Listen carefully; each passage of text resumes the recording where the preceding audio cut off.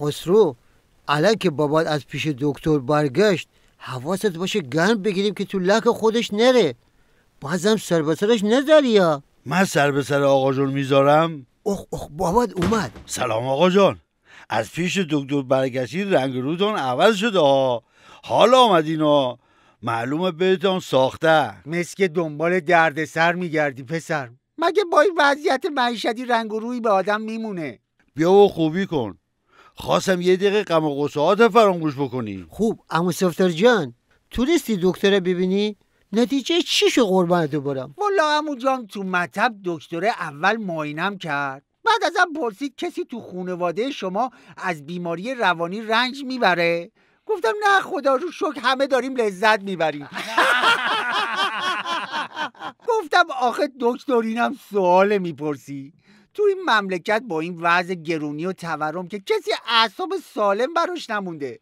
اصلا برای همین اعصابم اومدم پیش شما. بعد چی شد؟ هیچی، تا گفتم برای اعصاب اومدم دکتر یه دونه از این چکشا برداشت زد رو زانوم. منم بلند شدم یه دونه خوابوندم زیر گوشش. گفت چرا میزنی؟ گفتم تو چرا اول زدی؟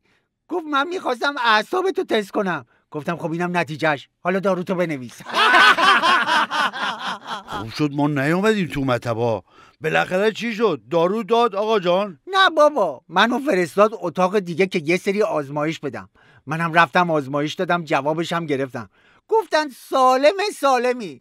یعنی این همه ولخرجی کردین هیچی نبود آقا جان؟ پسر تنت میخاره با. برو خدا رو شکر کن الان حال و حوصله ندارم، وگرنه با اون چکش قنشکن ازت یه تست اعصاب درست و حسابی میگرفتم. من که چیز بدی نگفتم آقا جان.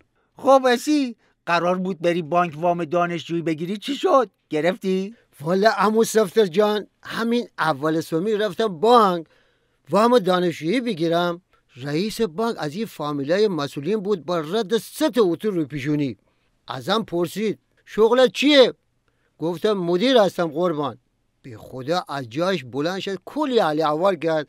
بعد دستور داد قهوه و کیک برام آوردن. بعدش پرسید مدیر کجا هستی؟ گفتم توی تلگرام مدیر گروه هستم قربانتو برم. بلند شد با لگد از بانکم انداخت بیرون. بیشعور نداشت حداقل کیک قهوه ما بخوریم.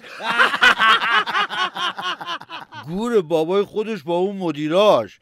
مدیر گروه تلگرامی براندازان بودن به 100 تا مدیر راندخار حکومتی شرف داره. گل گفتی پسر جان. خود میدانم.